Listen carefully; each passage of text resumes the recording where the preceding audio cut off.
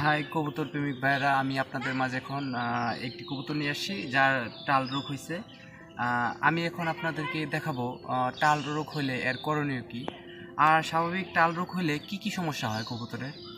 কবুতর নিজে থেকে খাবার খাইতে একটু সমস্যা হয়, কবুতর উঠতে পারে না, ডিম বাচ্চা করতে পারে না।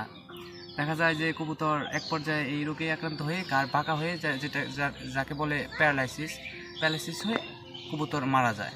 যাই আমরা অনেকেই শখের কবুতর পালি, আমরা চাই না যে আমাদের কবুতর এই রোগে আক্রান্ত হয়ে কবুতর মারা যায়। আমি আপনাদেরকে ঘরোয়াভাবে এর চিকিৎসা, এর কী সমাধান, এই টাল রোগ কেমনে ভালো হবে আমি আপনাদেরকে দেখাবো। আর দেখাবো কী খেলে রোগটি তাড়াতাড়ি ভালো হয়ে যাবে।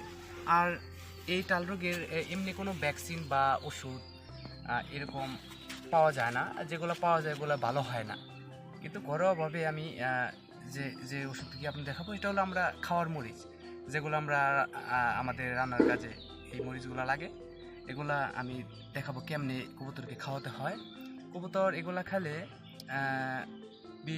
বিষ যদি আমার কবুতরটা অল্প আক্রান্ত হয়েছে, যদি বেশি আক্রান্ত হয়ে থাকে, বেশি গাড় বাঁকা বা গাড় লাড়ায় কবুতর আগাতে পারবে না, এই সমস্যা হলে কবুতর আগাতে পারবে না, তাহলে এর ক্ষেত্রে 20-25 দিন লাগতে পারে। যেহেতু আমার কবুতরটা আক্রান্ত কম হয়েছে, আশা করি 10 থেকে 15 দিনের মধ্যে কবুতর সুস্থ হয়ে যাবে। আমি আপনাদেরকে দেখাবো কবুতরকে কেমনে মরিচ খাওয়াতে হয়। আমি এখানে 4টা মরিচ আনছি, যেহেতু আমার কবুতরটা বেশি আক্রান্ত হয় নাই, তখন আমার 4টা মরিচ লাগবে না। যার কবুতর বেশি আক্রান্ত, ছোটো ছোটো 4টা মরিচ খাওয়া দিতে পারেন। যেহেতু আমি 2টা রেখে দিচ্ছি, আমি 2টা খাওয়াবো কবুতরকে। অবশ্যই বোটাটা ছাড়াই নেবেন, কারণ বোটা সহকারে খাওয়ানো যাবে না।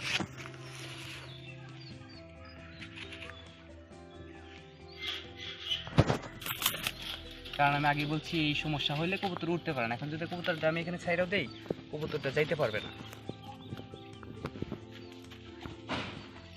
এই যে আমার এই সমস্যা কবুতরের, দেখেন গাড় কেমনে বাঁকায়।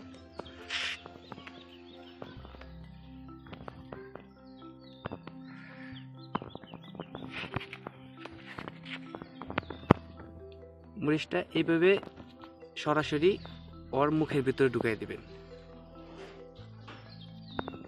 অবশ্য এটা যদি ঢুকতে সমস্যা হয়, তাহলে এই মরিচটা আপনি ভাইঙ্গাও নিতে পারেন, কারণ মরিচটা ভাইঙ্গা দিলেও কোনো সমস্যা হবে না।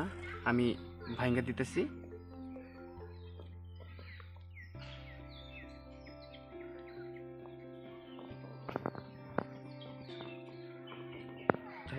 আপনি ভিতরে নিয়ে নিবে, আর যদি ওর নিতে অসুবিধা হয় তাহলে আপনারা এভাবে ভিতরে দিয়ে দিতে পারেন। এই যে ভিতরে চলে গেছে, এভাবে আমি বাকি আরেকটা মরিচ আমি এভাবে খাওয়াবো।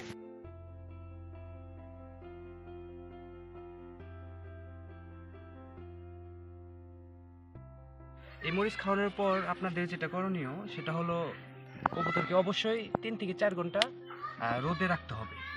তা না হলে কবুতরের কোনো কার্যকরী হবে না।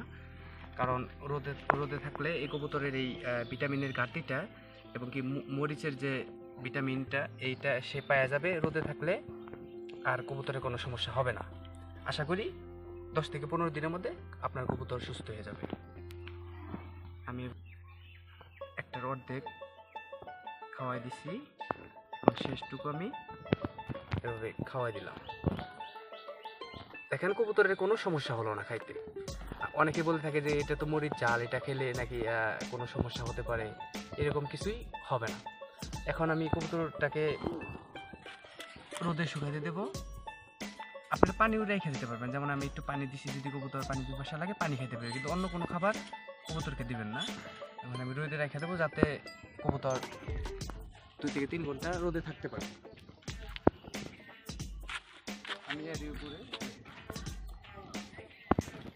আমি যে পদ্ধতিতে কবুতরকে মরিচ খাওয়ালাম, এভাবে আপনারা 10 থেকে 15 দিন মরিচ খাওয়াবেন, কাঁচা মরিচ খাওয়াইলে দেখা যাবে ইনশাল্লাহ আপনাদের কবুতর সুস্থ হয়ে যাবে। কারণ কবুতর শখের বসে আমরা সবাই পালন করি, যদি কবুতর এই টাল রোগে মারা যায়, যদি কোনো চিকিৎসা না পান, তাহলে একটা কষ্ট। যদি আমাদের এই ভিডিওটি আপনাদের ভালো লাগে, তাহলে অবশ্যই একটি লাইক দেবেন এবং আমাদের পিজন সাইকোলজি এই চ্যানেলটি সাবস্ক্রাইব করবেন এবং শেয়ার করতে ভুলবেন না।